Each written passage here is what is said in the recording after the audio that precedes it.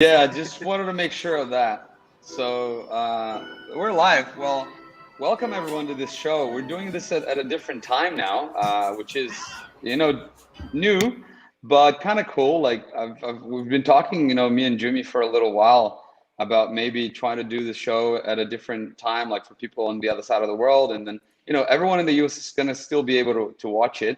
And then Brad came to me yesterday. We had this scheduled for yesterday and we're like, you know what, like in the previous moments just starting the show and actually going live, we're like, let's just do it tomorrow because it's going to be more fun. And he's in Pacific time, right? So it worked out Mountain well. time. Yeah, no, it's great. All right, mountain time, yeah. Yeah, and So I totally dropped the ball yesterday because I was sleeping like at a weird hour because I'm just tired. So I kind of like it. Like, it's weird for me to be on this stream in daylight hours, actually. That's kind of yeah, awesome. it's different, right? For me too. I like doing different stuff. Right, like so let's just I mean, a lot of the people who are following this channel, like even have seen Brad already doing interviews and stuff before, right? But if you want to introduce yourself and talk about the project that now has a new name, and all that you've been doing lately, please feel free, man. So yeah, I'm Brad the Third. I second. Sorry, that little box is hanging out over my inventory. I'm Brad the Third. I am the host of the streams that we do.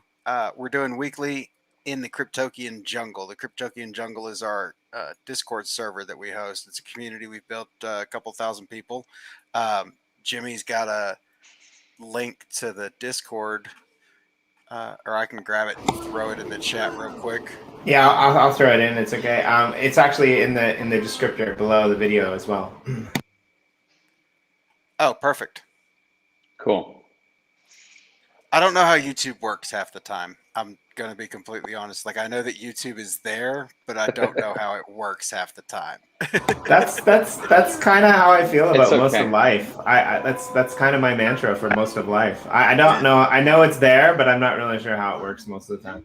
Yeah, and that's pretty accurate. That applies to quite a few things because like people just go about their day to day doing things, and I'm just like, how's that a thing that you feel it's necessary to do? Um, but getting back on topic, um, so the Cryptokian Jungle. We started out in March as Top Shot Jungle. A friend of mine and I had gotten into NBA Top Shots, and that was both of our real first exposure to NFTs. And we got in there, and it's even the relative simplicity of a platform like NBA Top Shots and like what Dapper Labs has set up is still kind of confusing and even somewhat daunting to someone who's completely new to the space, especially when you're talking about people that have hardly, if ever, dealt with crypto or anything even resembling any of that. So we created a Discord server and started collecting resources and information to share with people on NBA Top Shot and just to kind of make the space easier to navigate and give people the ability to participate in the platform with some of the basic knowledge on how it operated. And over the months since then, we've both Mufasa and I have gotten involved in many more projects in the NFT space and have found that like Top Shot is, like I said, relative to everything else there out there, it's pretty damn simple. You log into the website, you put your credit card in, you buy some Dapper, and then you go buy some moments. Like you start getting beyond that, it starts to get a little bit complicated every now and again. So we opened up the jungle and we've rebranded to the Cryptokian Jungle so that we can open up the space to start doing the same thing that we were doing for Top Shots for the NFT space as a whole, so that we can start to represent projects that are on the Wax blockchain. We can explain to people how to get fiat currency into WaxP and back out. We've got people that are staking onto our planet that are helping others navigate that space. We've got dedicated channels for different metaverses.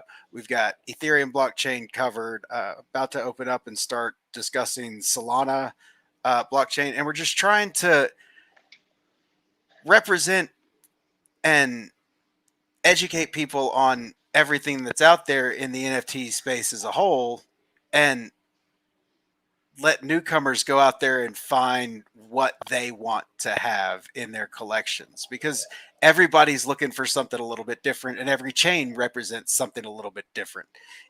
Wax has got, it's well known for having just a plethora of memes, and they're funny and they're entertaining, and we all love to have them in our wallet. And it's only here recently that we're starting to see more artistic representation. We're starting to see, we've started to see Uplift Art Vending Machine, Legend Art is straight fire with what they're putting on the chain over there right now.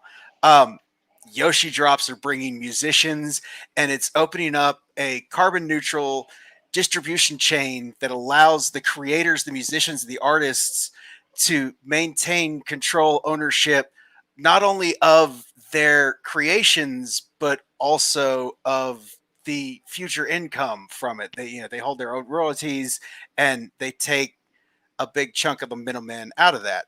And that's all so new, and it's moving so fast that if there's not a dedicated space where, people from all the different platforms can come together and be like, hey, this is happening on the platform that I'm knowledgeable on. And hey, this is happening on the platform that I'm knowledgeable on.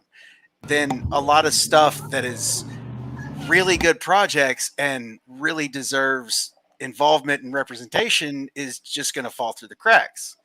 And it's, we're not going to catch everything. We're not the end all be all, but we're trying to do our part to make sure that the crypto kids and the sports fans and the cardboard collectors that got into Top Shot are aware that, hey, there's artwork out here, there's music out here, there's memes out here, there's metaverses out here, there's win-win-win economies out here, there's people that are out there doing good on these different blockchains and across all the blockchains. There's everything that's going on with the Uplift. The Bored Ape Yacht Club is just fire with what they're doing for charities. There are people that are creating text-based RPG games in Telegram and in Discord that are fueled with NFTs, and they're fun to play and they're enjoyable. And some of them are constantly ongoing. Some of them are happening on a Saturday night. You just get these groups of people that just get together, and it's everybody just spends a couple hours just fuck everything else having fun. For sure, man. Yeah, I get you. Yeah. And it's really important that you're doing that. Like, it's just really important to have people like you guys doing this, because even to people that I know that are like, they understand about tech, the tech savvy people, they have a life that demands them for them to understand how to navigate tech and that kind of stuff. But they still don't quite grasp all there is to grasp. I mean, I don't grasp all there is to grasp about the space, but even the minimum requirements to just get on board and just do the minimum things to get your money in there and choose which project to support and that kind of stuff, it can be daunting. And it's really important to have people actually dedicating their times to just onboarding new people, because this space is not going to work. It's not going to thrive, at least, if we don't have a lot of users involved, right? So it's really cool what you guys are doing. That's what I wanted to say. I think Jimmy wanted to say something as well, right? Yeah, I'm only like 97% listening because I just keep thinking like, welcome to the jungle. We need like welcome to the jungle. We got NFT memes, like wax meme somewhere that somebody has to do. That's like kind of what my brain went to. But like you're totally right? Like, it's interesting. I'm kind of interested to tune in, for future episodes of your show, because I've been looking into Solana and a couple of these other platforms as well. I came from like pretty entrenched like EOS from back in the day. We were doing a lot of stuff there, and then kind of now I'm pretty much not really paying attention to much outside of wax because I just don't have time. But like where we were talking to like people from Polygon the other day. We were talking to people from a couple other like chains the other day, and like it's really really interesting, and it's going to be, you know, it's like saying, okay, we're in the boat right now where it's kind of like, okay, well you have a Mac and you have a tablet that's like Windows based, but you can't send emails from one person to another, right? But like you have an iPhone and you have an Android, and you Right. can't like call one another because like, and so like we're still in those early phases, but then once we get over that hoop, once we go over that thing, right? I hope it's really soon where you'll have users coming in through Wax and being able to interact on, chains like Solana or vice versa, right? And people actually being able to use Bitcoin because it can be moved and scaled. So, like I hope I'm wrong and they can fix their problem themselves, but I don't think I think it's going to be the other way around. I don't think it's going anywhere. I'm not criticizing it for what it is, but I just think that like all of these other second layer solutions, second layer onboarding, is going to be a real big game changer. So, but I it's cool. While we talk, do you want to go in and wander around?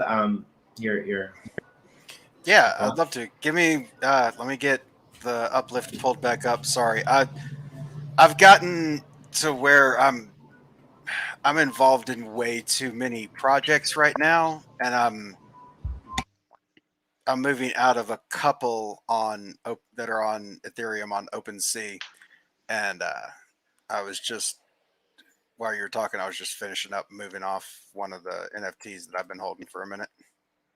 Yeah, no worries, man. It's an interesting process. If people just listen to me talk all the time, they'd never get anything done because it kind of seems like I'm here like all the time. So, I mean, that's where the information comes from. So, yeah, it's super important, right? I was fortunate in that we were up in Breckenridge when 3 pretty decent size drops happened on the Ethereum chain. On their secondary market is on OpenSea, but there were the Apimon eggs, the Meebits, and the apes. And I was fortunate enough to get the Hustle House to trade me one of the apes that he'd been able to mint. I had to choose between the 3, which one I was going to go after on the secondary market. I chose the apes. And the way things are going for the other 2, it looks like I chose the right one. But I started building, I got a little bit inspired by the apes and started building treehouse. This is super cool, man. The idea is to get this spread out. So from where the river runs through there, everything from the south of that to the train tracks over to this waterfall here is going to be the clubhouse. And this is where we're going to put the QR codes for information on the Bored Ape Yacht Club, information on what projects they're involved in. And we plan to, since it's a tree, it's a growing living thing, meaning that it's going to be constantly changing, which means that we can host scavenger hunts and build labyrinths and mazes through this and stash NFTs throughout for people to find on multiple blockchains with QR codes or whatever mechanic ends up being released next for us to hide stuff on our plots with. Wow, man, that looks super cool. It's a huge tree already, and I can only imagine like what's going to become of that when you say like the size of this project, right? That is cobblestone at the build limits of the original 250 by 250 land grant plot. And that'll extend out, like I said, all the way to the build height, all the way to the railroad. And we're using waterfalls as elevators from the tops of the trees. Nice. I kind of feel a little bit bad because that's a great waterfall, by the way. But I kind of feel a little bit bad because I unwittingly started building a treehouse with another project, together with another project on the gratitude server as well, and I didn't even know that this existed. So that's pretty funny. I haven't really I've been on vacation a lot recently. We got vaccinated and we went to Breckenridge and we spent some time sitting on a patio eating food that was brought to us by people and talking to people that we didn't live with.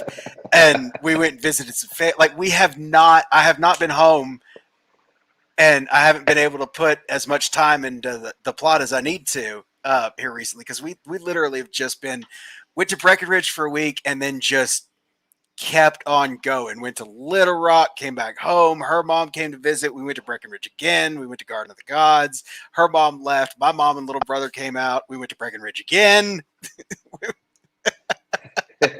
And we've just been all over, just enjoying the fact that the world's finally starting to return to a little bit of normalcy around here. Like we're not all the way there. We're not even close to all the way there, but at least there's starting to be a little bit of normalcy. And I'm so excited to get back out there and so grateful that it's happening. Like I got up this morning and I drove out to Boulder, and I bought a couple of kites at this kite store out in Boulder, and I'm going to take my daughter tomorrow. We're going to go fly kites all day. And I'm sorry to say I'm not going to build a single thing on this tomorrow because it's Father's Day, and I'm going to spend it with my kid in a park with kites in the air. Will you stop making me feel bad? Because today is Father's Day for me, and I'm spending my Father's Day with you. So I guess that's I mean, I'm about 40 minutes from officially being my Father's Day, so I'll hang out with you. No, it's okay. But I wanted to ask, because it's funny, because I was like, yeah, let's build like an uploft on this other plot that I was working on with the Nasty Hooks guys. And we were like, let's see how high we can get this treehouse, right? So we didn't map it out. We have no idea how high it goes. You know, Drizzle was like, okay, this is how you got to make it, right? And I never even thought of that, like the technique to like make the massive tall trees and put trees on top of one another, like what's your, like, do you have a plan, or do you just build as you're going along? I guess. No, for the framework of the tree, I feel like sketching out and actually putting together a plan would go against the natural order of things. I just kind of let it flow as I'm up there.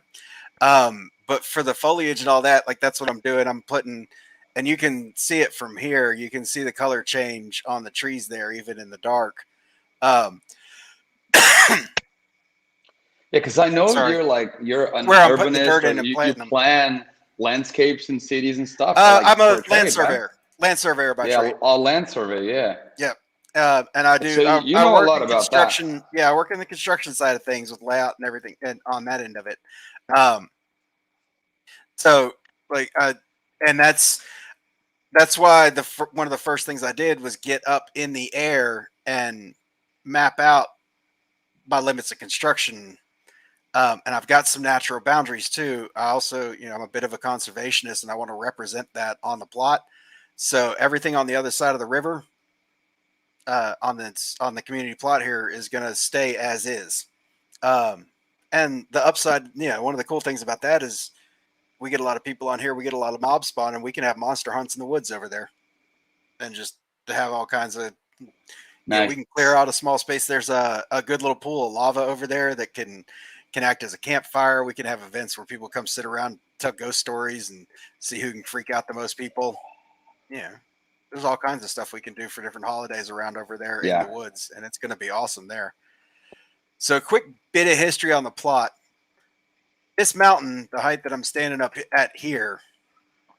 Oh, hello, zombies. This extended all the way to where the Gratitude Monument is.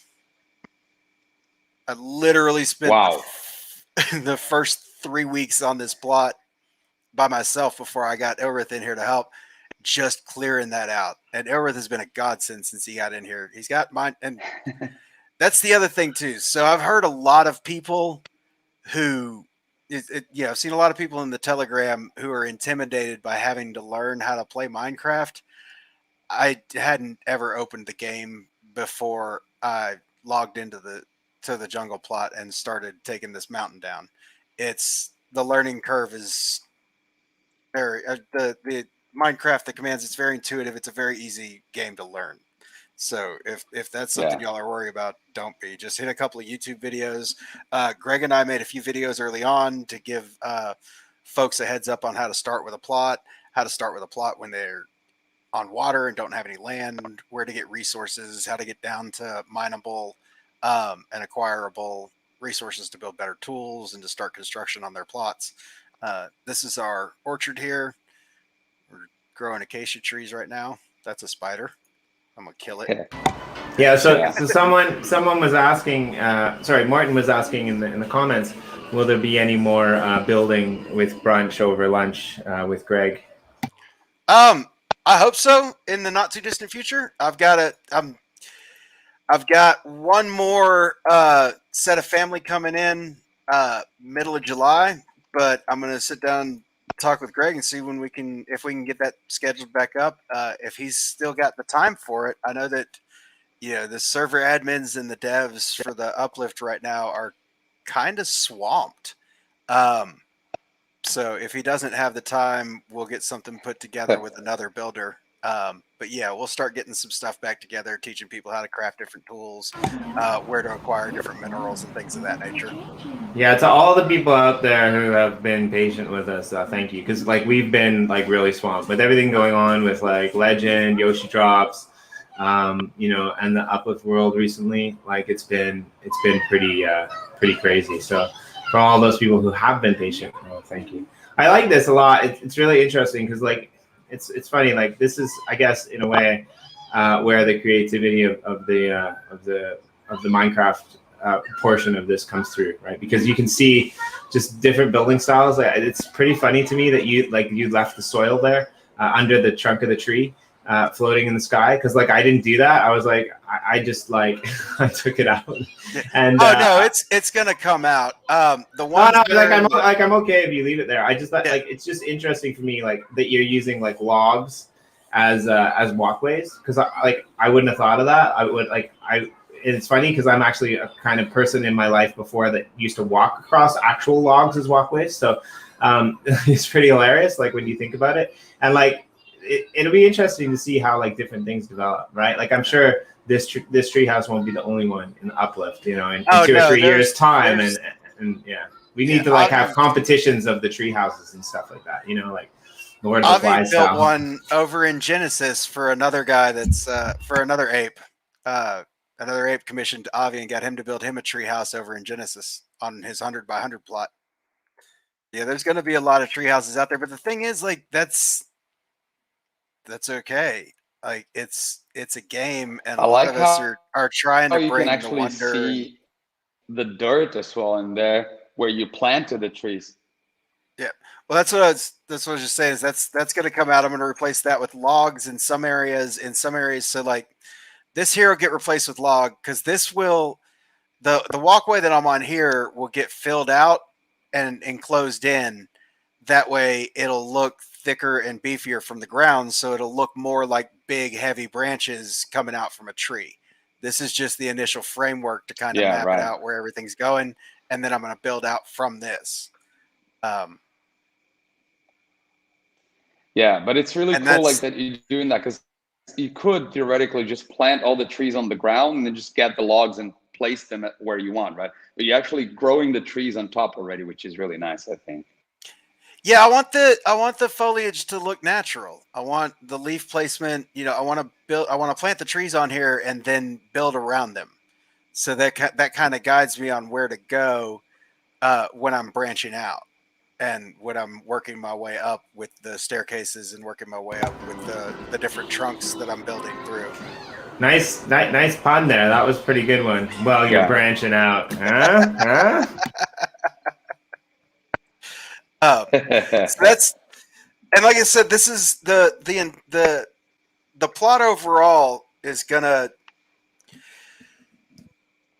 We're thinking like an NFT university or an NFT school sort of theme to it, where we'll have different areas that are dedicated to different NFTs and different NFT communities, and it'll cycle through and it'll rotate out, and we'll have different events that are related to the NFTs that are being featured at that time. So, if we're looking at Zed Run, the ponies over on Ethereum, or no, I think they're on Matic, Polygon, but if we're featuring Zed Run for a few weeks, then the area over there where the Job Shack is right now, that's where the main hall will be, where the main NFTs are being featured. And if it's Zed Run, we'll have a horse race over there. And if you've got a horse, bring them on over and we'll race for NFTs. Yeah. So we were talking about this last week with a couple of different things, and we're gonna have to figure this out. I'll have to put you in touch with some other people. But like, I think it's like we're gonna definitely have to have in a month or two like an Uplift World Olympics. Yeah. I'm not like a big Olympic person myself. They are happening here this summer because they got pushed back from last summer.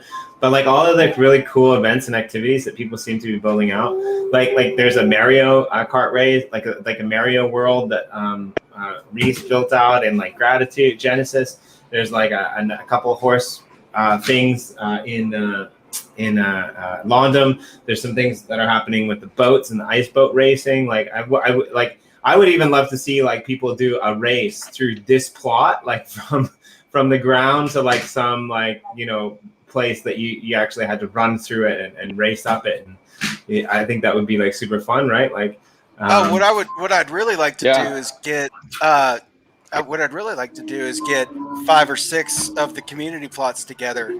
Get any observation with his pyramid.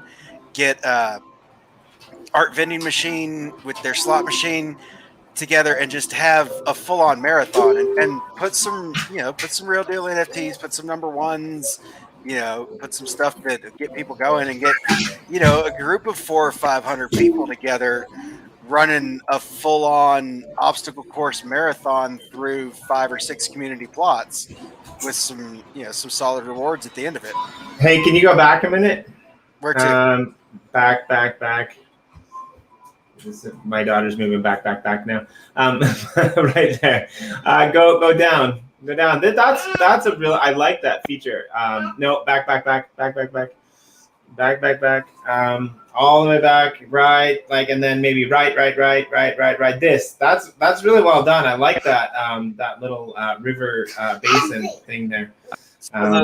The lake and the cascading portion of the creek there was all existing. I just mined out around it because I wanted everything to be 1 block above sea level here. Ooh, hello. So I brought everything down to 1 block above sea level here, and then started working with the existing water features to see what I could get out of them. And I will get some dirt over here, and I'll get some trees planted up on this and get it lit up in the not too distant future. I don't know why, but I've got a thing for glass bridges right now. They do look pretty cool. Anything transparent kind of is cool, right? Like there's something about being able to see something you're not supposed to see, and you're just like, wow, that's interesting. You can walk on top of, but you can see everything. Y'all can see the creepers are getting to me every once in a while. Yeah, but the idea you were describing on like a bigger marathon kind of thing between community plots and in a whole map like Gratitude, that's pretty interesting. I like that. So the very first thing that I've built on this plot is this floor right here. I remember you were finishing it when I went to visit you the first time. Bro, I exposed this ravine, and when I exposed this ravine is when we were all talking in Telegram and on Clubhouse and everything else about the possibilities of the future of augmented reality and virtual reality. And all I could think to myself is how cool it would be to just walk over this in a VR helmet and see everything going on down below. And this extends a good ways back towards the railroad. So I'm going to get it opened up as much as I can, heading back that way towards the railroad, and get it all glassed in all the way back that way. Yeah, that's cool. And with the right shaders, you get like the glass fully transparent as well, so you can Yep. actually have that feeling of just kind of floating in air, right?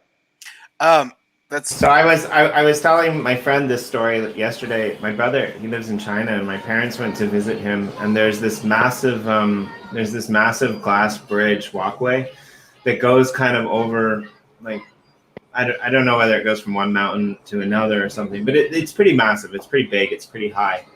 And all of a sudden, my mom was walking on this bridge, and all of a sudden, the glass cracked, and she heard, ooh.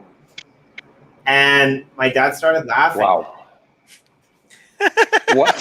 Like, and here's that why did not go over well. I'm what sure. can we do? And here's why my dad started laughing was because my mom, without realizing it, and I guess my dad realized it quickly after, she had tripped like a sensor, a motion sensor, and on the glass cracking and the sound was actually like 3D mapped onto the glass. Wasn't actually like, how cruel is that, right? Like, was this at a science museum or a mall or something? No, man, this is like in the middle of like nowhere, just like the middle of It was this, just like a masochist experience, like, you know, yeah, you right. go in and you almost feel like you're dying, and then you're not. So that might be like, I don't know, maybe we should just do that on April Fool's Day on your glass floored ravine and see what happens when people walk over it with a VR helmet, because that might be fun. That would be awesome. And then whoever can, we'll have everybody upload reaction videos of them doing it and their friends and family doing it and seeing the glass crack. And then, we'll do a like, retweet, share a video, and randomly award an NFT to everybody that participates, because I want to see that. It's like, I don't want to just hear about it and do it. I want to see it. Yeah, it's super interesting to see those videos of people reacting to VR in general. And I've actually witnessed that in real life too. Like, a couple of times I've been like kind of nauseated a little bit from the experience. And I've seen people with me that were in an experience in VR, and it was kind of like a simple thing. But like, let's say you're going up or you're going down in something, and you see the people with the headsets, right? Like, they don't know you're there anymore because they're immersed. And they lose their balance and they feel like they're gonna fall and stuff, because it's just your body reaction, right? Like, you just react to what you're seeing, and it's crazy, like how immersive it can be, right? So I can only imagine what it's gonna be when we can do that in there. I was my very first experience with VR outside of an arcade, in a position where like I could actually, it wasn't a full encapsulated arcade game, was at my buddy's house. It was the PlayStation VR, and the game I was playing was one where you don't control your movement, you click to go different places. And Okay. I was standing next to this counter, and I leaned over and I went to put my hand down on the counter, and I came within just a half split second of realizing what I was doing from just falling flat on my face. Yeah, it's got that effect on you. It's crazy. Like, for whoever hasn't actually experienced VR before, and I think you made a good point, like, especially when you don't control what you're doing, because then you're basically like, it's like you're moving and all your senses tell you that you're moving, but you're not. So your body just feels like it has to move as well, right? Like, and you don't know what to do, really. Yeah, it's crazy. Really confusing. Crazy. So this was an island at one point. This back door is going to get closed off. We'll have a secondary entrance that'll be a lot more difficult to find. Right now, this is just open as a quick in and out for construction purposes. Yeah, you opened up a good area there as well. Oh, we're going to take this much, much deeper. Our spider spawners are, I think, at 26. So we're going to take this down. I think the plan is to 34. Completely flat, and we're going to open it up like a bell. We're going to put a spiral staircase coming down. It's like just Minecraft terms. They're like at 34, at 26. Like, whoever doesn't really understand that's like, what do you mean by that? Like, so the coordinates on my screen, if you see about a third of the way down after the first break on the left side, the XYZ tells me where I'm at on the map. When I say 26, 34, I'm talking about the middle. Yeah, the middle of the Y coordinate. I'm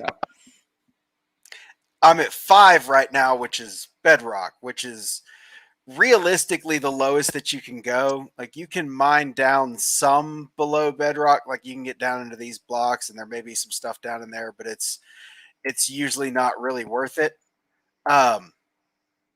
But you start at bedrock and work your way up. That's how you find your diamonds and all your other good minerals. And they're all down in the bottom of everything, and then you work your way up from there. You know what I saw? Like that's just a curiosity. We have like the luck to have things like / spawn, and then we can get out of places and stuff in the server. But then some people that actually play hardcore Minecraft, like one of the dumbest ways to die. Well, it's not really dumb, but it's happened before. These people go to bedrock and they fall into like a space where you can't get out and you don't have resources on you, and then you basically like have no way to get out of it, you know, because bedrock can't be destroyed, right? Oh, Matt drowned. Did you go into the aquarium or did you get down into the canyon and try to swim back up? So this is one of the spider spawners we discovered digging down. We found an old abandoned mine on our plot and started working this thing. And this is a really fortunate find for us, from what I understand, because it's just resource rich and is really between this, Airworth coming in here, Neo helping me out with, walking or explaining to me how to do a couple of things, trading me some tools and some armor kits and so forth for NFTs. EOS USA has been a godsend. He traded me 5 stacks each of saplings and bone meal to get going up there on the treehouse. And that's one of the things that I've really enjoyed is in here is, and it gets said over and over again, and it still doesn't get said enough. The successful NFTs are the ones with communities that believe in the project and help each other to be successful. And the economies that are already starting to develop here without the tools even being built and being put into place in the game, and the way people are just showing up like, hey, here, take this, here's what you need to get started, you're on a water plot, here's 2 chests full of dirt, get your ass up there and start building you an island. Everybody's just here to help everybody else.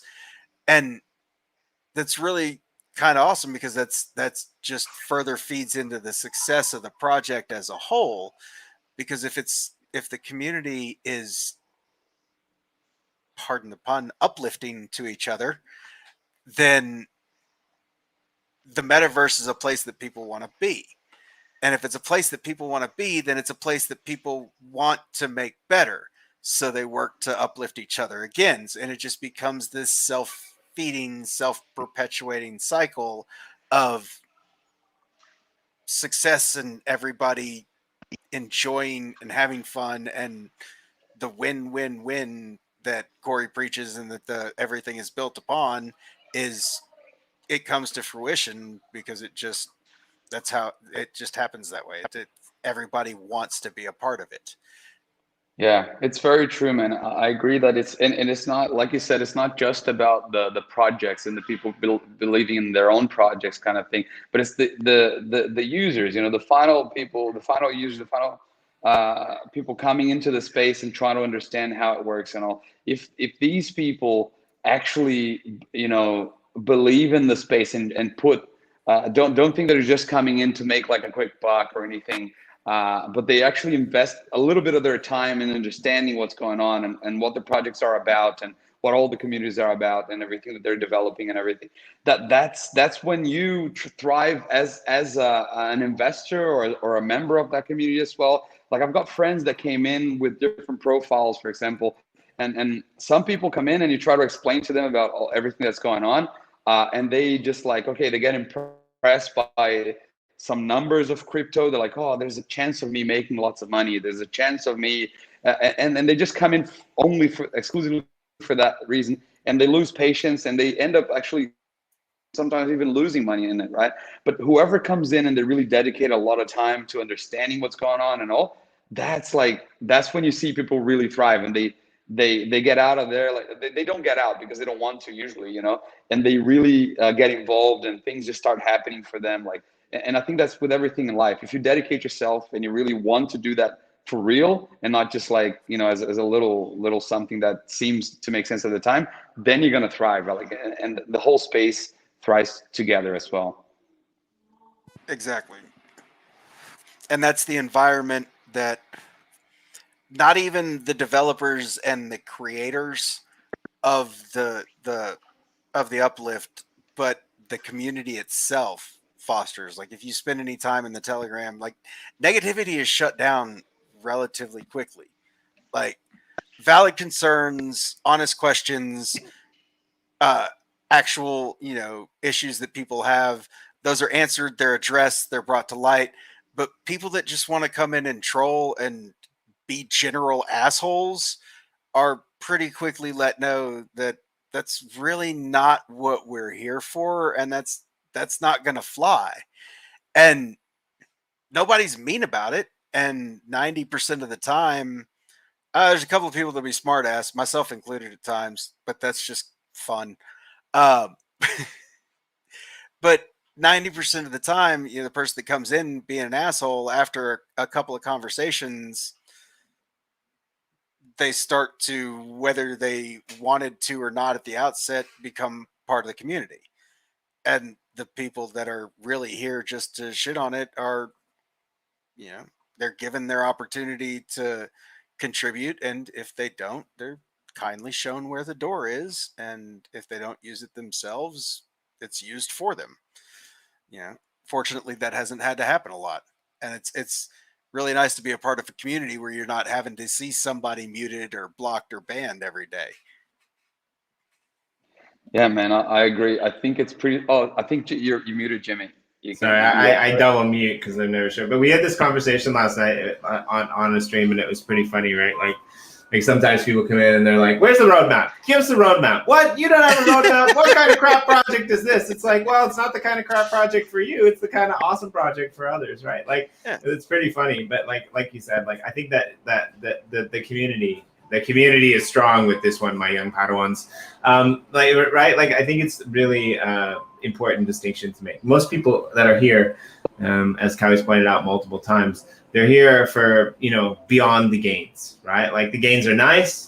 We want to, you know, see those. We want to see people, you know, take life, the reins by their own hands and do amazing things. But like the majority of people who are in here for the community. They're in here for the camaraderie. They're in here for the creative energy, the wherewithal of everything that's been going on or will be going on with crypto, metaverses, blockchain, freedoms, all of these things kind of all wrapped up into one.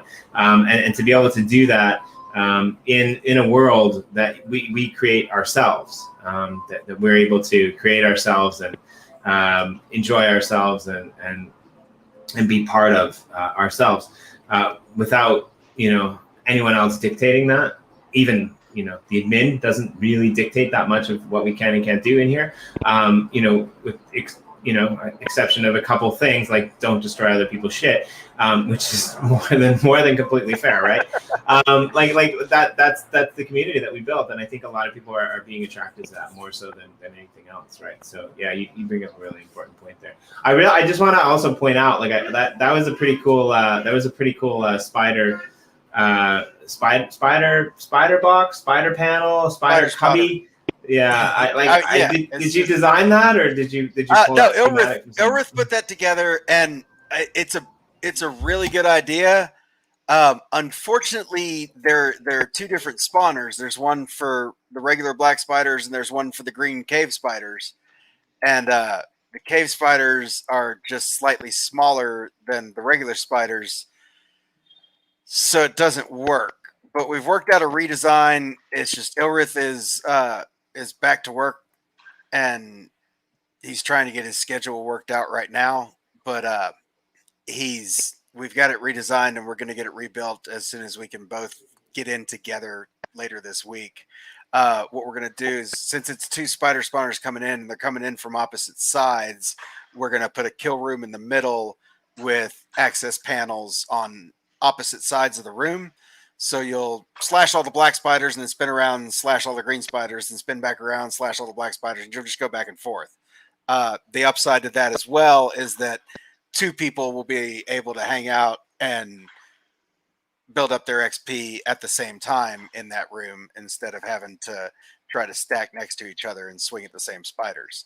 So, again, it gives the opportunity to expand a little bit and give more people a chance to build up. And why is there a cow in water? Are you feeding my cow zombie juice or flesh? He's feeding her beef. Why is it? I used to have a turtle in here, but it got away. I mean, it makes sense if Morton just keeps coming in here and feeding all your cows zombie flesh. I mean, that's why the cow's crazy enough to try to go for a swim. That makes sense. It's mad cow disease, clearly. Here's our gratitude wall. Let me get a sign. we should do gratitude as well. Yeah. Yeah, let me go get a sign. This is our job trailer. This is auto farm that Greg built. Taught me how to build an auto farm. And then we've built some underground. Cool. What do you farm there? We haven't planted anything yet. Because we've been taking down the giant mountain, and then I got full on hyper focused tunnel vision on building the treehouse. So I'm gonna be personally working on that for the foreseeable future until it's completed. I've gave myself quite a task there. I don't know, man. Well, Martin, it's a nice one. Martin, you mind a smile for me when you fed his cow some zombie flesh. So just put that out there. I need to figure out which chest I put the leashes in and drag him back over to the pen. Oh, I just went in an absolute circle. Y'all are actually going to get to see the first level of the auto farms that everyone's building because I need some not dark oak to make signs from. Oh, that's complex stuff, man. I did not mean to make all my logs into plants. Aren't those signs already down there? Were those oak signs? Hold on a second. No, on the second chest. Yeah, down there. Yeah, they're dark oak signs, though. I wanted to get the light oak. You wanted the regular one. Yes, they're much easier to read. Fair.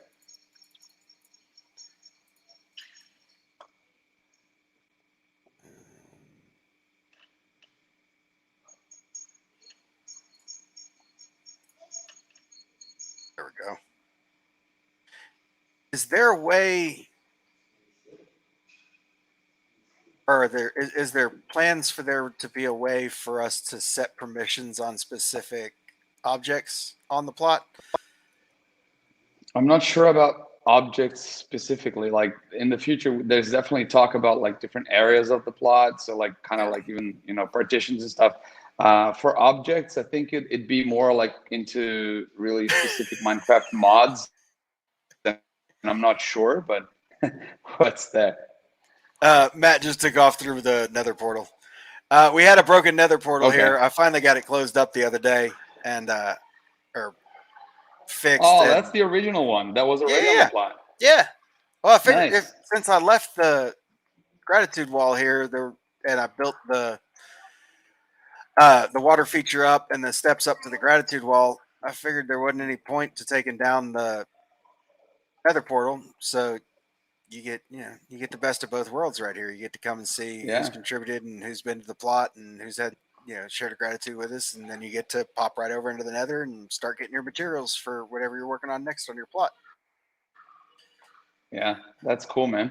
Yeah, I remember like this looks. If you look at the first video ever made on you getting to this plot, and then you look at it now, like it's just so different, right? And that's why it's so important to me to leave the north end of it the way that it is, the way that it was, that it was when we found it.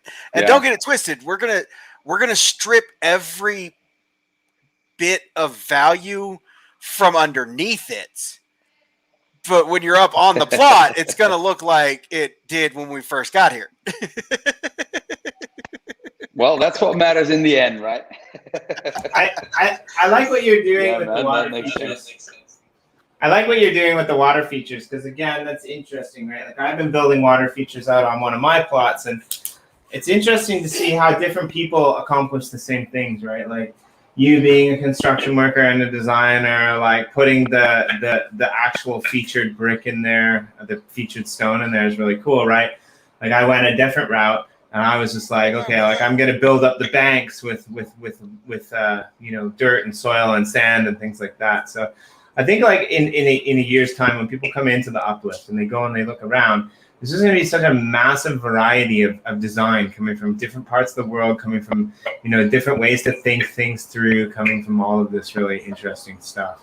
You know, like I haven't even begun to the thing on the right side there that you have with the little library and the enchanting table and you know, the chest organizational system. Like I haven't even begun any of this stuff, right? Like I've been like so focused on like getting rid of everything I possibly can from the rail that was fabricated and dropped in. Like as far as I thought, it's like and see, like all of the organization, the auto farms down below, the functional, the orchard where the trees are being grown, the mushrooms here, the stuff that's functional is Ilrith. He's one of the members of the jungle. He's one of our moderators. I think we might have pushed him up to an admin by now, honestly. He's got his own Twitch stream where he works on the plot and, you know, talks about NFTs and different stuff in video gaming and so forth. And you know, he's been a huge, like he's been a godsend on the plot because he knows how to play Minecraft. And he's had the time to come in and really contribute, and he believes in the project and he puts in the effort. And that's one of the things, you know, that I looked at this and why I've, you know, where we're just now starting to get a couple of more builders in is because it's, yeah, I've felt a responsibility to give something back to the community, and it's taken me a while to figure out exactly how to start representing that. Now that we've gotten the ground cleared over here to where we can actually, and I've got a good little bit of ways to go to get to the railroad, but we're able, as you can see, to start putting some of the actual features onto the plot, starting here with the treehouse, and then over here coming off the bridge. Everything you see here above ground will be gone. The farms are going to extend quite a ways down and all the way out to the wall of the ravine. The wall of the ravine will remain as is because it's just a really cool looking feature. And we'll get our orchards and everything underground as much as possible. And then we'll build the Great Hall coming off of the glass bridge coming in there. We're going to widen out the river down on this side. Let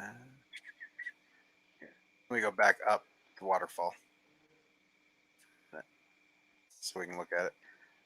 But on the south, we're going to widen up the river. We've on put this a lot side of thought into it already, though. That's really cool. So this will widen out, and we're going to put shops basically 3 deep. So they're 1 wide, and they'll have just enough room for a bed and a forced friend in it. And we'll set up villagers with shops here so people can just basically shop the riverfront. People can come in on boats and just float up here and check out the villagers and grab whatever they need from them as they're floating through. And I really like that idea. There was someone that actually did like just a map of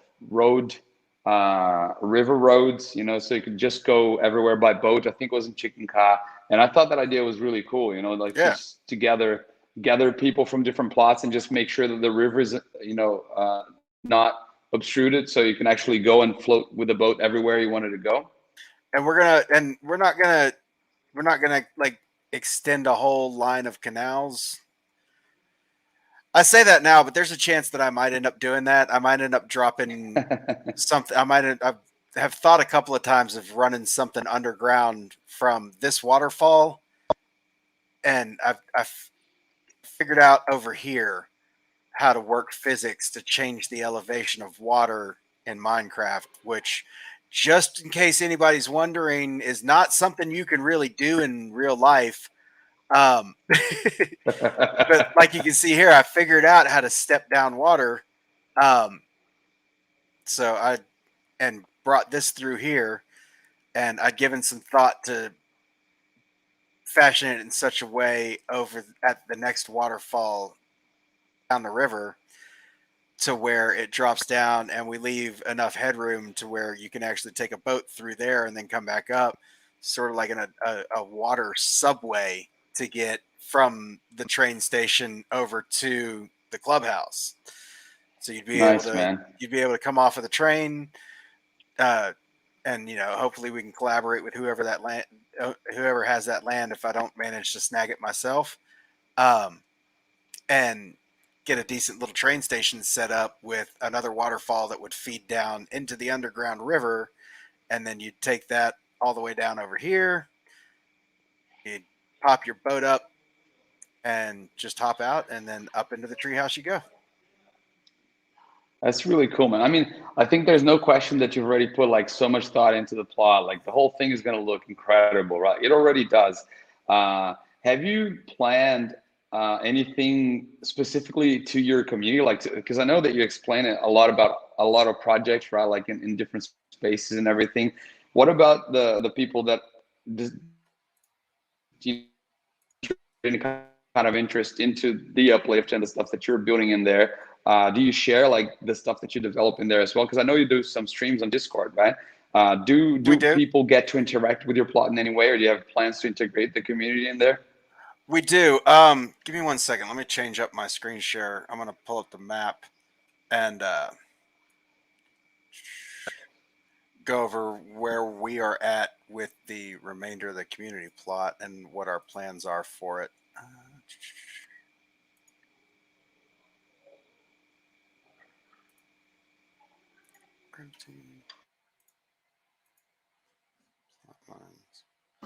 I would agree. I'm just such kind of the type of person that goes in and looks at the landscape and kind of figures out what needs to happen. But like, it does look like you guys have put a lot of thought into it, and it looks really well as well.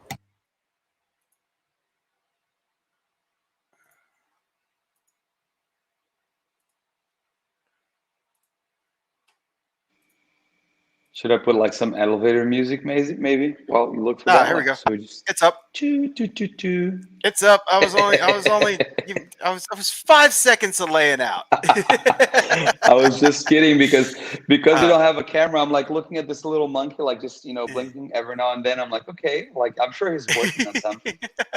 I was pulling up the map. So, this is the main 250 by 250. This is the primary plot here, the big guy here. This corner here is going to Ilrith to express our gratitude for him showing the willingness to come in and help us develop this plot. And he's been so instrumental with like I said, bringing in the things that we're going to need for it to be functional, so that when we do get a couple of villagers, either by hook or by crook, in here and start building out the shops that we want and everything else, he's the one that's figured out how to set up the food, how to set up our resource supplies and everything else. I've done the mining and the ground clearing, and I've been building the treehouse. Anything that actually provides function further down the line has been purely brought to us through his experience and what he's done in the past through Minecraft, and him knowing what we need and how to get that going forward. So he's taking he's going to be receiving the Southwest plot here. I'm going to hold on to this one to feature other communities on that I'm a part of, different NFT communities. Obviously the Bored Ape Yacht Club is going to be featured within the treehouse. We'll be featuring other communities on a large portion of the big plot, but new NFT communities that are coming out, communities that the jungle is collaborating with. however, whatever we can do to showcase new artists, new projects, however we can. I want it to have something on this southeast corner right here, so that people crossing the rails are going to take notice. They're going to see something over here. They're going to pop off and be like, "Hey, what's going on that plot?" And then they'll get a little introduction to what the jungle is, what the project that's being featured here is, and then hopefully come on in and see what the whole community plot's about. Man, this is awesome. Like what I feel like, and it's just hitting me maybe in a better, a more clear way now, that I think is really awesome is what you're describing is similar, but a little bit different than what almost all the projects are trying to do with the community plots, which is basically bringing cool people, cool projects to come in and interact with your plot and just build really cool stuff and add to the space, right? And I think that this might be like maybe the biggest difference between building a metaverse like the Uplift World and just building a regular Minecraft server or something that's just meant to be for playing and playing the game and stuff. Because this is like the amount of creativity and things and cool things that have been developed everywhere. It's just overwhelming already, like with the projects that are coming in, and we're only seeing the main community plots and the guys that have enough time like you still need to have a lot of things done outside, and you already did all that, and you're going to continue to get things done. And then imagine when you get each one of those plots and you assign to other creative people with other intents and other motives to come in and build stuff in it as well. This is just going to turn into such an interesting place to just be in, right? I can just explore that I can't even fathom. It's going to be incredible, I think. And that's our goal, is to use the frontage to build links between our community and other projects and other communities in the NFT space. And our plan is to use the back lots for giveaways and prizes for large events and things of that nature.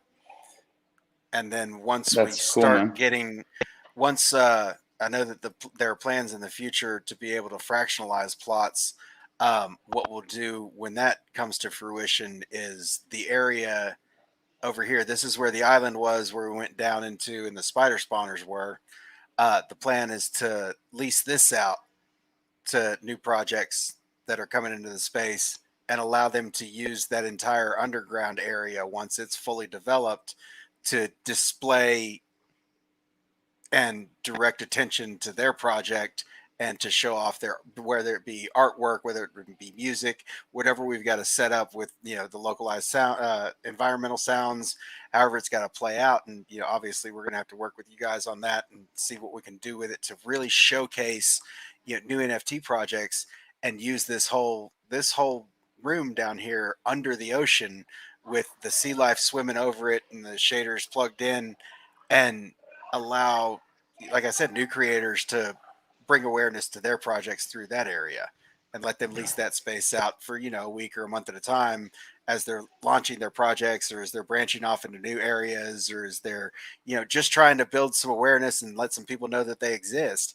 And that's, we'll be able to have them featured in the Uplift here, while at the same time featuring their channel and bringing discussion to their project on Twitter and in the Discord.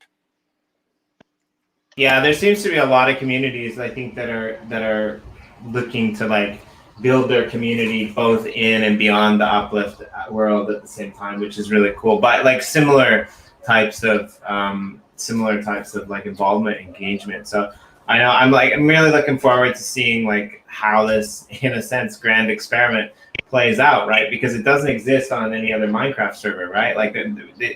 We with the development rights and the land rights, it's not something that's really easy to find. So I think it's going to be really interesting to watch this all play out in communities like yourselves, and how you go about incentivizing and doing it, right? And the main thing that we want to focus on as we're going through here, and we want to make sure that what we're doing is of a benefit to both the community and the creators. That have an opportunity to interact with and be featured on our space. So it's really important to us to make sure that what we create here is something that grabs people's attention as they're riding by, but also that we do what we can to make sure that this is a community that artists and creators want to be represented in. And I feel like that's a big part of being a member of the Uplift community, is that, like, you're responsible for maintaining the community as much as you are responsible for maintaining your land, and those two things go hand in hand. Yeah, I think so too, man. That's 100%. Attention, community leaders. Please keep all community members' hands and feet inside the vehicle at all times. I think you already shared the coordinates of his plot on the description, right, Jimmy, or not? Yeah, he did, but here, I'll pop him up again. It's 2200, 1200. Let me type that in. Yeah, but then it's right next to Spawn, is pretty much like just north of Spawn, I guess, and northeast of Neo's plot. Yep, and actually, Neo and I if you are notice on neighbors. Neo's, Anders was actually on a live with us as well before on his plot, and he went over like to the neighbor wall, and then he like looked over and he went to your plot just to give us a little bit of a peek of what was to come. Good, I appreciate that. I mean, it's cool, but unfortunately, like in a few months' time, you're going to be on the wrong side of the tracks, because down below, we're taking over. We're coming for you. Where are you at? I'm down on the EOS Asia plot by Michael, EOS USA, and Yoshi, actually. So right at the bottom. Over from your cursor over 2. No, up. That's Michael. That's me. There you are. Oh, this is gonna be so good because here's Cowie. Here's EOS. And that's me too, actually. And the 2 different projects. The nasty hooks are down there as well somewhere. It's a really nice central area. Yoshi's on the other side, just across from Michael too. And Hodl EOS is up by you guys as well. Which he's got a pretty cool plot as well. He's got like an underground, ruins that he's like carving out. So there's a pretty central crowd of people doing really awesome things in gratitude. It's a slow going because it's a survival server, right? Like all the hype right now is in Chickacara, London, depending upon the day, the week, the month. Right. But like once these communities start coming in, because remember, like our community plots just went out like last week, like mid last week. All of the communities who filled out the paperwork that our good friend Cowie asked them to fill out, and they did it properly, received their community plots, which they'll now be able to dole out or utilize for their community. So we're at the beginning phases of the gratitude server opening up. Because remember, with Genesis, there were some like public plots that went out to people.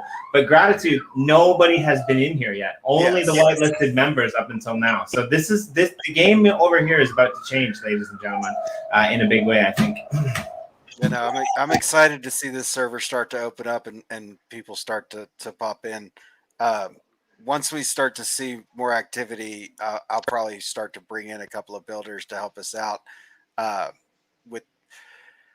I don't think I'm going to let anybody else touch the treehouse. I think I'm going to build that by myself and let it come out organically over time.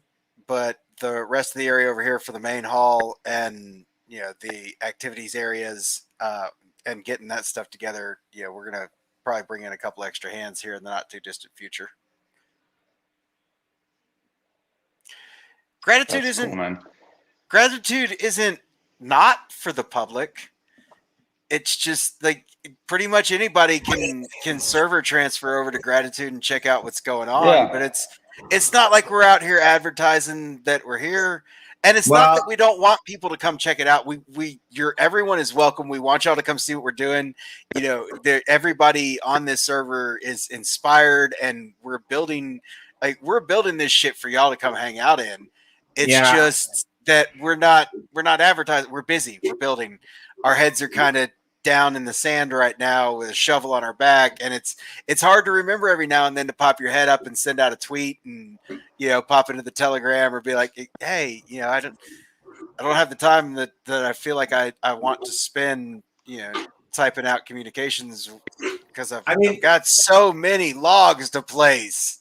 and to be fair, Morton's got a really good point. Like, actually, if you don't have a plot in gratitude up until now, like, it's probably harder to survive than in than in Nemesis at times, right? Like, because you don't have any food, right? You can't kill anything. Like, there was no Yeah. rails until like about 3 days ago, right? So like anywhere you wanted to go, you had to walk. Like, yeah. So I think like you're bringing up a good point, but I think we should do that, right? Like, we're gonna have to, now that there's rails, some of the community leaders, we'll have to get together and we'll have to start providing like people who want to come in and wander around, like throw them some bread, right? Like give them some rail carts so that they can tour around at least and see like some of the community plots. Like, let's do let's Yeah. let's put a bug in Corey's ear and just let's do a gratitude stress test one day. well, I mean, we can do it now any day we want, right? Like, but yeah, 100%. If you have land or building rights in any of the other servers, you can come in. So, but I do understand kind of what Morton's saying. He's just saying like, we can't do anything. But yeah, like, I think that's a great idea. Let's organize a day where we can all just meet at spawn, and like whoever spawns into the world, we'll just throw them carts, we'll throw them rails, we'll take them on tours. I mean, like that's kind of what this show is intended to introduce people to these things. I mean, like, we can have different people giving different tours and like, I'm like, we can set up and we can do it the same with some of the similar mechanics that were done in the stress test. We can put up selfie spots and NFT claims and we can make a day of it. We can do a pre-release party in gratitude and let everybody know that, hey, y'all, we're getting it ready for you. Like, y'all thought that our planet was going to be something. Y'all thought that Chicken Call was something. Just wait. We've got a little bit of time, and we're cooking up something nice and slow for you, and it's going to be ready, and it's going to be tender, and it's going to be tasty when y'all get in here.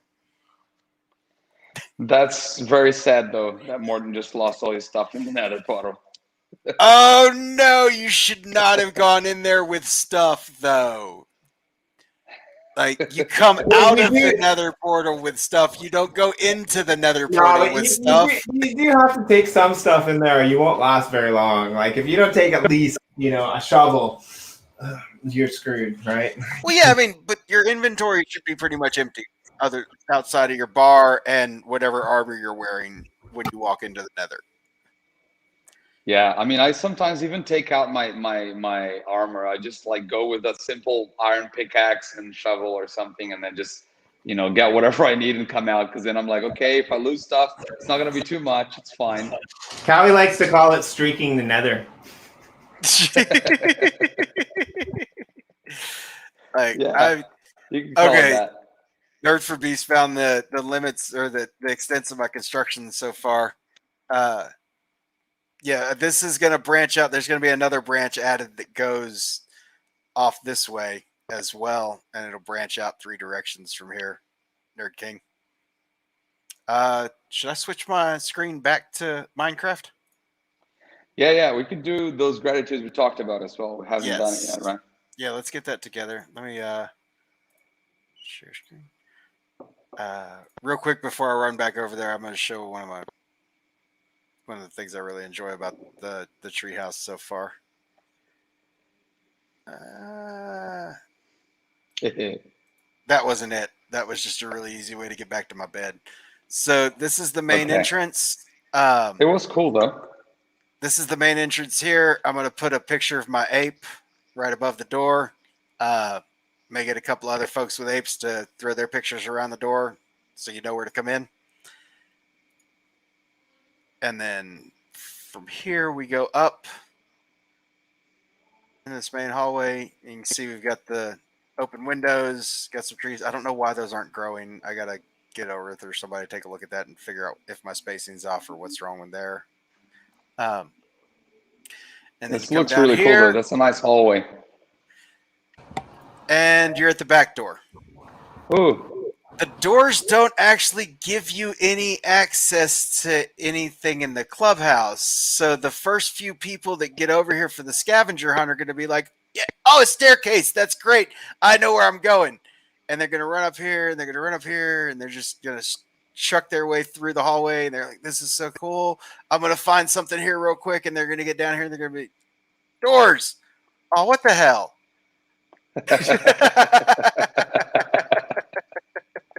I like that, even though you're spoiling it a little bit, because anyone who does watch this video, they're going to be like, oh, I already know where not to go then. Yeah, anybody that's hopping on the stream here with us at midnight Mountain, so 2 o'clock Eastern, y'all deserve a little bit of a heads up on one spoiler. Like, trust me, I've hidden rooms all over this place where I plan to post NFT claims. Like, not even during events. Like, I'll have some NFTs posted just on a random Tuesday, so anybody that's just wandering around the plot will have a chance to find and claim something. Like, I don't see any reason not to. You know, if you're over here checking it out, you know, you might as well get something for your time. Like, what is it about Tuesdays that just make you want to do something, right? Like we were just like, what's the most difficult possible show and the coolest possible name that we can come up with? Foggy Tuesday. Right? And I'm like, what does Brad do? He's like, yeah, let's just post NFTs on a random Tuesday, right? Yeah. Like, what is it about Tuesday that, like, I don't get it. Yeah, no, it's just not just random Tuesdays. Buddy of mine and I used to have Foggy Tuesdays, is what we call them, where it's just, you know, you get up, it's about halfway through the day, and you realize that nothing constructive or productive or enjoyable or good in any way, shape, or form has been done by you for the day, and it's like 2 o'clock in the afternoon, and you're just like, you know what? It's a wash. Let's go to the driving range. And you don't even play golf. But you go hit you just write the day off and you go hit a couple of buckets of balls. Yeah, well, that sounds like fun. And that's just a Foggy Tuesday, man. That's what happens. Foggy Tuesday. It's good. I like that concept, actually. I might start implementing some Foggy Tuesdays, you know, in my life. This is the ravine. I love this ravine down here. It's super cool, man. I think ravines are like just such a cool space in Minecraft, because everything is just all cramped in the caves. And then when you reach one, you're just like, wow, look at all this space, right? The nice thing about this one is it's got a glass roof, so spawns are at least limited somewhat. Right.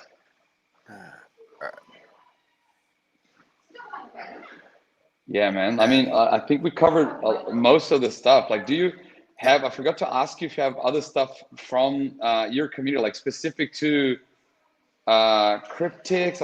I forgot your new name. Sorry. Cryptokian Jungle. Cryptokian Jungle.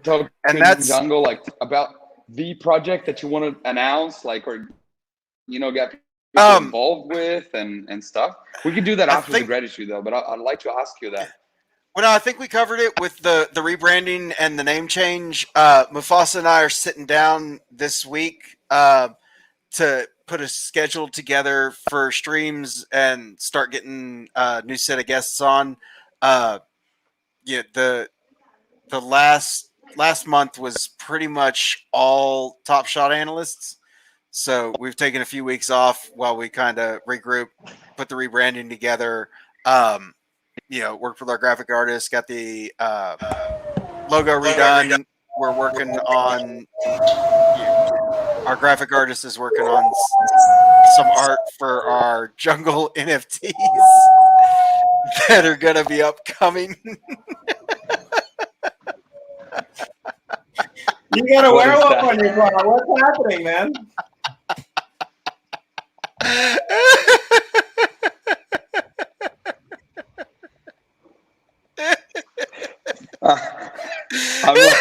I'm confused. You know, it's nighttime and it's a thunderstorm, man. You get some interesting spawns. So I'm grateful for the little lady and lions, and we'll leave it at that.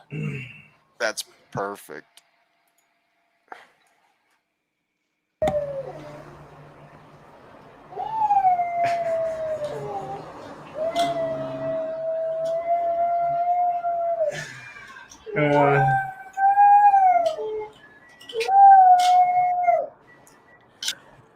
Okay.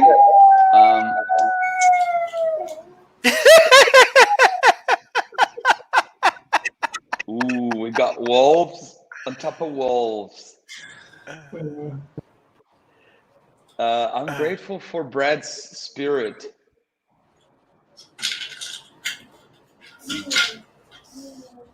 And that might be the shortest, gratitude that I've done, but I'm grateful for that.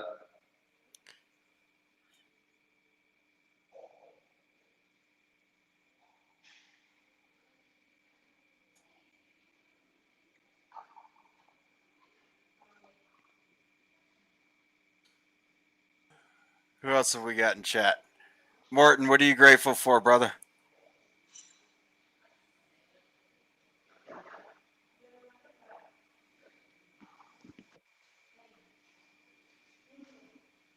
Is Morton still in chat?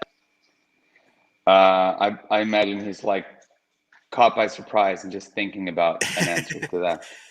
Nerd King, Ziploc, Crypto Kid, I see y'all sitting there. Throw some gratitudes in chat for Like us. it's a really small group of people watching this live because it's not a normal time, and it's good for me and Callie in Asia and probably you for Central Mountain Time. But like the people who are out in the comments that are watching, like, represent. This is great. Like, some of my favorite people in the world: Nerd King, Ziploc, Morton. I thought Raul was out there before. Like, some really solid community leaders in their own right. So thanks for tuning in. That's pretty awesome. Yeah, I agree, man. It's a good shout out. I'm gonna have to build up around. I have to build a platform around to the back side of the wall here before too terribly long. Right? I kind of miss like giving away NFTs, but they're getting kind of pricey. I know what you mean, right? Like they're stack those whatevers, like, because things are gonna change. I think very soon, in a year or two. It's nuts, right? I wish I would have bought more. More more bubblegum packs with the cards. In a digital sense, because like it's just amazing how fast this space is growing. So definitely tune in and check out the Discord group and the live streams of Brad the Third, who I like to call Brad the Builder, by the way. Yeah, there's a reason for that, and half of it is because obviously he's a great builder. The other part of it is I just have really hard time remembering names sometimes, but yeah, that's fair. all these people coming into my plot and just leaving gates open. I like it. Come on, y'all. I like it that you have a water cow now. I'm it's just gonna be a I'm thing. just gonna leave it there. I may bring the other one over there and breed a couple in the water. Just like start, creating water cows everywhere. Anybody need That's an obsidian? interesting Hit idea. me up. Ooh, that's a big lava pool. I got you covered if you need obsidian. I'm just saying. Brad the Third on Discord and Telegram at We Can Draw That on Twitter. Hit me a DM. We can work something out. Good stuff, man. I got to show a little bit. Yeah, for sure. I mean, like, I think it's really interesting as well. Like, when you see the underground of the plots, that's when you really see all the effort and time that people actually put into it. Because the stuff up there, like, you build a house, you build something, and it looks cool, right? But when you see like all of the mining, that actually all the resources you had to go for it, to actually build all the stuff on the upper ground, that's when you see all the time you spend and all the effort, right? Howie, it has taken me forever to dig this. I know, man. I can feel it. And this is just the boundary between the big community plot and one of the plots behind me, because I wanted to find this underground, because I want to make sure that we don't go into the plots that we're going to be using for giveaways or to reward other people. So that's just the backside of one of the plots. Let me get up high, or let me show you all the main underground area that we're working on as far as mining and getting resources out. Hey guys, I'm gonna come back and watch this later, but I do have to go because I should take my daughter outside to the park. But you guys hang out for as long as you want. I leave Callie in control, and I will come back and check this out. I'm really glad that I showed up today because I think what you guys are doing is really cool, and I don't know often have a chance to wander around and see other people's plots, which is why I like doing this. But yeah, it was really nice to share the stream with you, Brad, because I think we've talked, but we've never actually been live together, so that was pretty sweet. And I'm really looking forward to seeing what you guys are gonna finish out with this treehouse. So yeah, I appreciate you being able to make it in today for a little bit. Man, it's been a pleasure hanging out with you. I've been looking forward to the opportunity for a little bit, and I'm glad we finally we're able to get our schedules to work together at the same time and get on here. It's been a blast. And yeah, dude, happy Father's Day. Go enjoy that little girl as much as you can, dude. Yeah, for sure. And yeah, likewise, all fathers out there, enjoy it. And thanks. And I hope to do this again sometime soon. And thank you, Callie, for picking up the reins. And I'll talk to you guys all later. See ya. Talk to you soon, Jimmy. Thank you, man. Have a great day. Yeah, So, I mean, I guess we're gonna finalize. You show me all that as well, and then soon I'll probably kind of go and spend time with my kid as well. Anyway, but I think I'd like to just at least finalize this, show whatever else you want to show, and then we can take a little bit of our time. Yeah, this is actually the last little bit that I wanted to show here. This is our random lava pool for really no reason other than why not have a lava pool? Yeah, makes sense. And then this is. Oh, that's a big haul to be mined. Yeah, and this is gonna be I'm gonna branch out to the borders of the main 250 by 250 community plot with hallways going north, south, east, and west this size. The main thing is cleaning out the lava as we go. Yeah, I was gonna say, because mining is already a lot of work, but then to have to avoid all the lava and the obstacles in the way, that's the tricky part, right? And you can see there's some areas where right here we haven't cleaned out the lava. Yeah, dripping lava right there. Yeah. But the thing is, it's like I said before, this game is such a joy to learn, and you can learn it real quick. I know it's going to take forever to master it, but you can learn how to function in it really quick. I agree, man. I think you talked about the learning curve before, right? And I think it's kind of the good thing about Minecraft is you kind of really quickly reach a really nice plateau that's very high, and then of course it will take time for you to really actually grow and master and just become this really, really, really professional Minecraft player. But you learn most of what you need to learn to really have lots of fun very quickly, right? And then if you want to really, really go and dig deep into the mechanics and the stuff that you can do and stuff, then it will take a little bit more time. But it takes no time to have fun. That's what I mean, right? Exactly. And the thing is, even doing the simplest things in Minecraft, the first things you figure out are at least somewhat productive. Even if you just stand there and punch blocks of dirt, you're at least mining some dirt. That's something that you can create something with, or a way that you can change the landscape, and you just build out from there. And it's absolutely awesome. It's a complete game in that sense that it seems so simple, right? But lots of games, they're super simple, and you play literally sliding your fingers on your phone is it's supposed to be addictive because you get a reward every time that you do it. And then you have other games that are really super complex, like MMO RPGs, that you have lots of elements for you to even start, and it takes forever for you to understand and grasp all the possibilities in the game.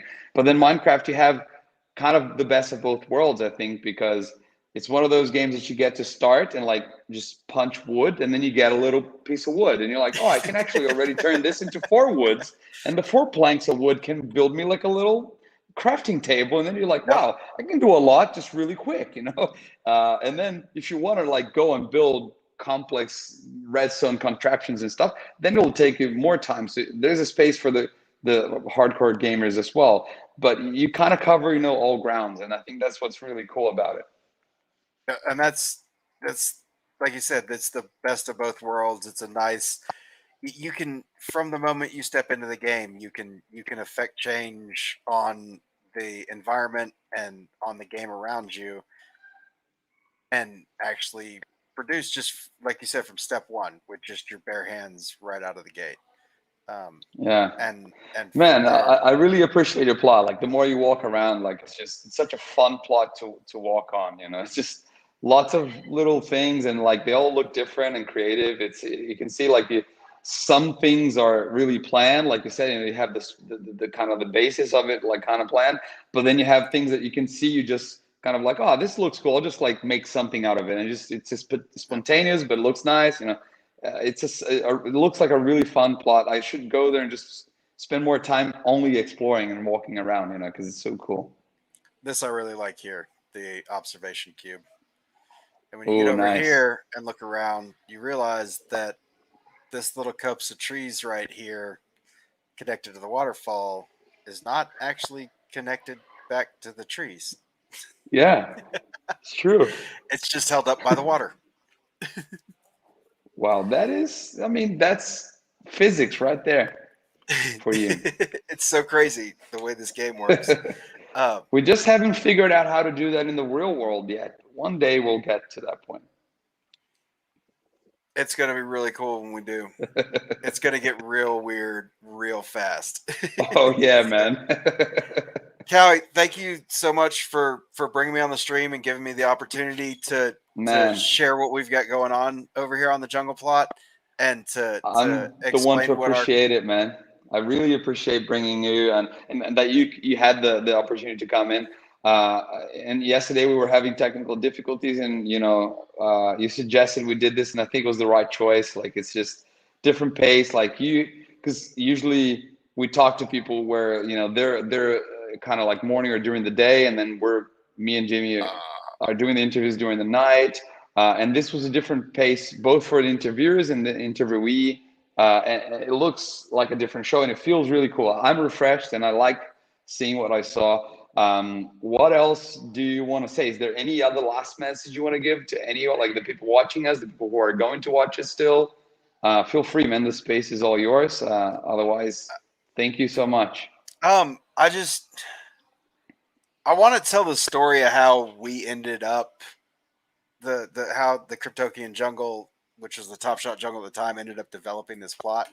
So I had the Hustle House was our first guest for our live stream in the jungle, and he mentioned the Uplift on the stream in the Wax blockchain. And of course, after we finished the stream, I just started hammering him with questions. So he directed me to a couple of Telegram channels, and I hung out for a day or two, and I messaged Cowie and was like, hey, we've got a little community over here. I think we were at around 1,300 at the time, and was like, hey, we'd love to have you guys come sit on the stream, bring some awareness to your project, let people know what's going on with it. And Cowie starts a group chat with me, Mufasa, who is my partner on the server, and Corey, and asked us to tell him a little bit about our project. So, I typed up what we were doing over there, and Corey came on the next morning and was like, hey, do you have Minecraft? I'm like, no, I'll get it real quick. And I got it and installed it. And he pulls us into the game, tells us to pick a spot on the map. I'm like, we're going to go here. And he's like, all right, pulls us over to the spot and is like, so you guys are going to develop this plot. And I'm like, no, see, I was going to have you come sit down for like 45 minutes on a stream and tell us about the project. I in no way, shape, or form signed up to come in here and learn how to play Minecraft.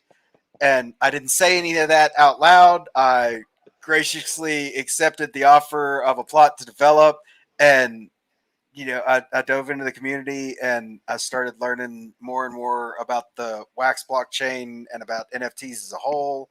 I got on OpenSea, messed around with Rarible. Like I said earlier, I've looked at Solana, and all of this is just an offshoot of me being willing to ask questions and the community as a whole being willing and able to answer them for me. And that's all I want to do is I want to be a part of that cycle. I want to be the type of person that just works to expand the community around NFTs as a whole. Because the technology to me is fascinating. The art is fascinating. The communities are giving and they're helpful and they're uplifting. And it amazes me that, the world's kind of shitty a lot of days. The world's kind of shitty a whole lot of days. And there are all these communities around here that just aren't, regardless of, who thinks what, who holds, what beliefs or thoughts or agreements. We can all come together and appreciate the art and appreciate the fact that at the end of the day, we're all people who we really need to help each other where and when we can.